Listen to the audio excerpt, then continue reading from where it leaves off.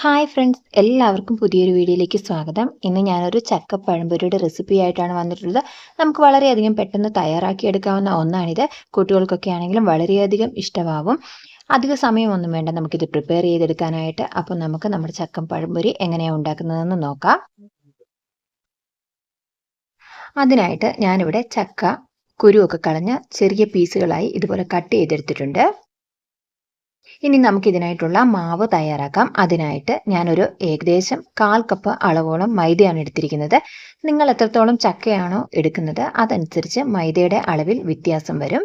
ഇനി ഇതിലേക്ക് അടുത്തായിട്ട് ചേർത്ത് കൊടുക്കേണ്ടത് ഏകദേശം ഒരു 2.5 സ്പൂണോളം റവയാണ്.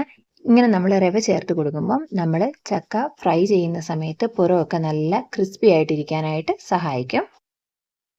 ഇനി ഇതിലേക്ക് നമുക്ക് ഏകദേശം 2 സ്പൂണോളം പഞ്ചസാര ചേർത്ത് കൊടുക്കാം. മധുരം നിങ്ങളുടെ ഇഷ്ടത്തിന് ചേർക്കാവുന്നതാണ്. ഇനി ഇതിലേക്ക് നമുക്ക് അല്പം മഞ്ഞൾപ്പൊടി കൂടി ചേർത്ത് കൊടുക്കാം. ഇനി ഇതിലേക്ക് നമുക്ക് ആവശ്യത്തിന് വെള്ളം ചേർത്ത് കൊടുത്ത് ഇത് നന്നായിട്ട് മിക്സ് ചെയ്ത് ഒരു തിക്ക് കൺസിസ്റ്റൻസിയിലുള്ള ഒരു ബാറ്ററാക്കി വേണം ഇത് നമുക്ക് എടുക്കാനായിട്ട്. കുറേശ്ശെയായിട്ട് വെള്ളം ഒഴിച്ച് വേണം നമുക്കിത് മിക്സ് ചെയ്തെടുക്കാൻ, അല്ലെങ്കിൽ വെള്ളം കൂടിപ്പോകും.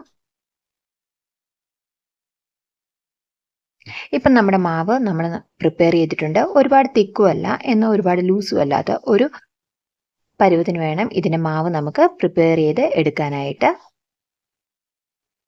ഇപ്പം ഞാൻ അടുപ്പത്ത് ഒരു പാത്രം വെച്ച് വെളിച്ചെണ്ണ ഒഴിച്ച് നന്നായി ചൂടായി വന്നിട്ടുണ്ട്. ഈ സമയം നമ്മൾ ഇവിടെ പ്രിപ്പയർ ചെയ്ത് വെച്ചിരിക്കുന്ന മാവിലേക്ക് നമ്മുടെ ചക്ക ഇട്ട് കൊടുത്ത് നന്നായിട്ട് തിരിച്ചും മറിച്ച് ഇട്ട് നന്നായിട്ട് കോട്ട് ചെയ്തതിന് ശേഷം ഈ എണ്ണയിലേക്ക് ഇട്ട് നമുക്കത് ഫ്രൈ ചെയ്തെടുക്കാം.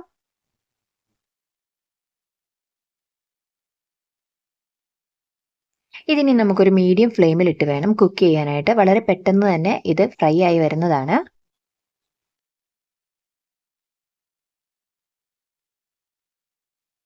ഇപ്പോൾ ഒരു സൈഡ് നന്നായിട്ട് ഫ്രൈ ആയിട്ട് വന്നിട്ടുണ്ട്. നമുക്കിതൊന്ന് തിരിച്ചിട്ട് കൊടുക്കാം.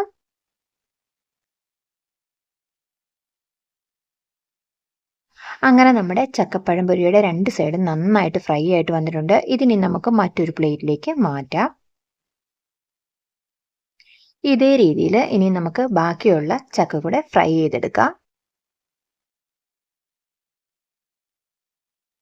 അങ്ങനെ നമ്മുടെ ചക്കപ്പഴംപൊരി ഇവിടെ റെഡി ആയിട്ടുണ്ട്. വളരെ പെട്ടെന്ന് തന്നെ നമുക്കിത് കുക്ക് ചെയ്തെടുക്കാവുന്നതേ ഉള്ളൂ. എല്ലാവർക്കും ഇഷ്ടപ്പെടുന്ന ഒരു ടേസ്റ്റ് ആയിരിക്കും ഇത്. നമുക്ക് ചക്ക വഴറ്റുമ്പോഴുള്ളൊരു സ്മെല്ലൊക്കെയാണ് ഇത് കഴിക്കുമ്പോൾ വരുന്നത്. അതുകൊണ്ട് എല്ലാവരും ഇത് ട്രൈ ചെയ്ത് നോക്കുക. കുട്ടികൾക്കും മുതിർന്നവർക്കും എല്ലാം ഒരുപോലെ ഇഷ്ടപ്പെടുന്ന ഒരു സ്നാക്കാണിത്.